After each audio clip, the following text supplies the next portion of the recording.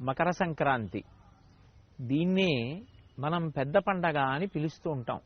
సూర్యుడు ఉత్తరాయణ పుణ్యకాలంలో ప్రవేశించినటువంటి రోజు ప్రారంభం నుంచి ఇక మకర సంక్రాంతి అవుతుంది. ఉత్తరాయణ పుణ్యకాలం ప్రారంభమైంది అంటే దేవతా సంబంధమైనటువంటి కార్యక్రమాలకి చాలా విశేషమైనటువంటి స్థానము కల్పింపబడుతుంది.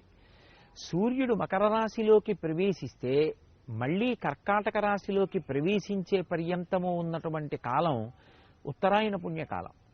ఉత్తరాయణ పుణ్యకాలం తనంత తానుగా చాలా తేజోవంతమైనటువంటి కాలంగా, ఈశ్వర సంబంధమైనటువంటి కార్యక్రమాలు ఏవి చేసినప్పటికీ కూడా చాలా గొప్ప ఫలితాన్ని అనుగ్రహించగలిగినటువంటి కాలంగా చెప్పబడుతుంది. అందుకే సూర్యుడు మకర రాశిలోకి ప్రవేశించేటటువంటి సమయాన్ని లెక్క కట్టుకుని ఆ ఉత్తరాయణ పుణ్యకాలం ప్రారంభమవుతోంది అన్నప్పుడే ప్రత్యేకంగా ప్రయత్నపూర్వకంగా ఆ మకర సంక్రమణ స్నానము అని చెప్పి చేసి పితృదేవతల యొక్క సంతోషం కోసం, దేవతల యొక్క అనుగ్రహం కోసం మనం దాన ధర్మాది కార్యక్రమాల్ని నిర్వర్తిస్తూ ఉంటాం. ఇటువంటి ఉత్తరాయణ పుణ్యకాలం ప్రారంభమైనటువంటి మకర సంక్రాంతిని పెద్ద పండగగా మనం ఆంధ్రదేశంలో చాలా చాలా విశేషంగా చేసుకుంటాం. ఆ పండగ నాడు కొత్తల్లుళ్ళని ఇంటికి పిలిచి చక్కగా వాళ్ళందరికీ కూడా తలస్నానం చేయించి నూతన వస్త్రములనిచ్చి మంచి మధుర పదార్థాలతోటి అత్తవారి ఇంట్లో చక్కటి భోజనం ఏర్పాటు చేసి విందు వినోదాలతో ఎంతో సంతోషంగా చేసుకునేటటువంటి పండగ. ప్రత్యేకించి సంక్రాంతి పండగ అనేటప్పటికీ దాని శోభ వేరు.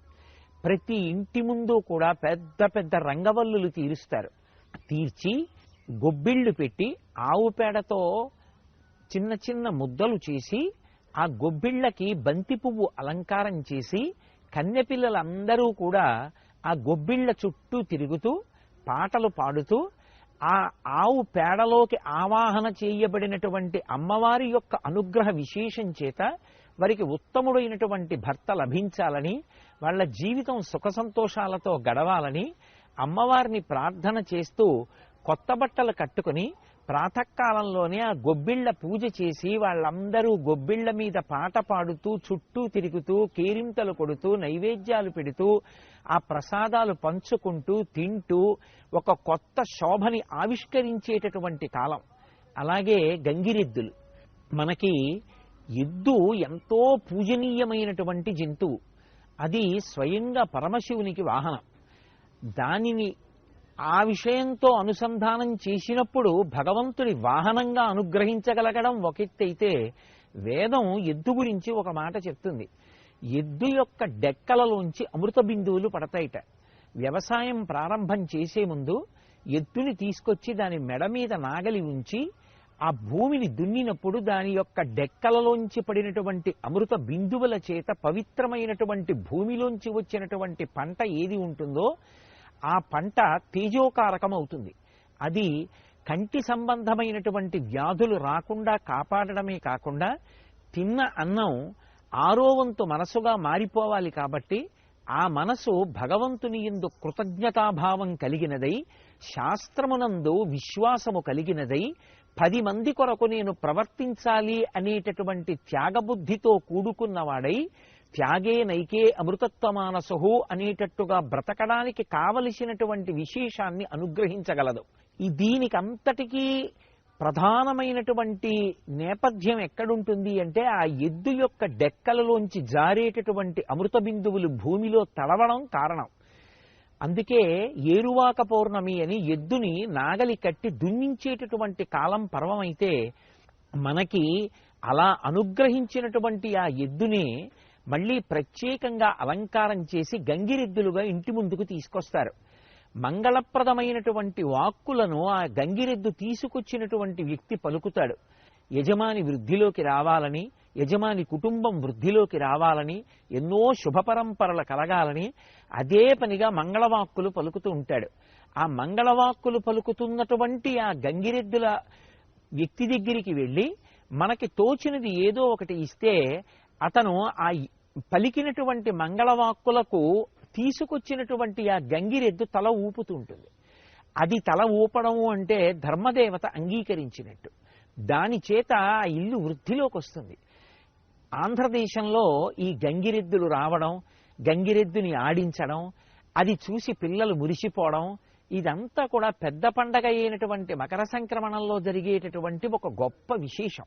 అలాగే హరిదాసులు చేతిలో ఆ తంబురా పట్టుకుని హరినామ సంకీర్తనం చేస్తూ ఎడం వైపు ఒక పెద్ద జోలి నుంచుకుని, అలాగే తల మీద భిక్షాపాత్రని గొప్ప అమరికతో కట్టుకుంటారు.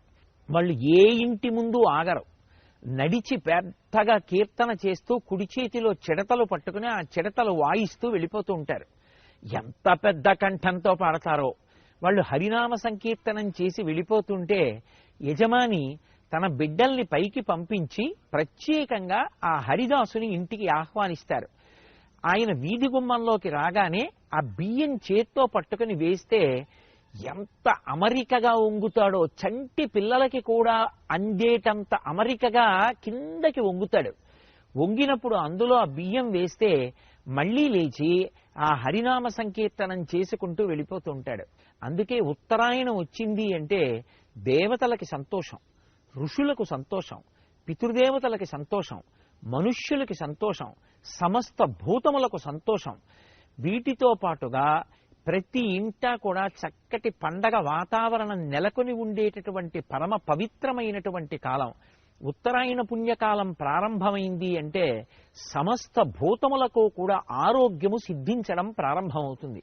ఎందుచేత అంటే సూర్యుడు భూమికి దగ్గరగా దిగుతాడిక. సూర్యుడు భూమికి దగ్గరైనటువంటి కారణం చేత సూర్యకాంతి చాలా విశేషంగా భూమి మీద ప్రసరిస్తుంది. అంతటి సూర్యకాంతి ఎప్పుడైతే విస్తరించిందో సమస్త భూతములు కూడా ఆరోగ్యాన్ని పొందుతాయి. లోకంలో అన్ని ప్రాణులకు ఆరోగ్యాన్ని ఇవ్వగలిగినటువంటి మహానుభావుడు భాస్కరుడు, ఆ సూర్య భగవానుడు ఒక్కడే. అందుకే మనకి ఆరోగ్యం భాస్కరాది చేత్ అనేటటువంటి నానుడి ఏర్పడింది. పైగా ఇక వసంత ఋతువు ప్రారంభమవడం మొదలవుతుంది. వసంత ఋతువు కాని ప్రారంభమవుతోంది అంటే అంతకు ముందే చెట్లన్నీ ఆకులు రాల్చేసి తర్వాత చిగర్చడం మొదలు పెడతాయి.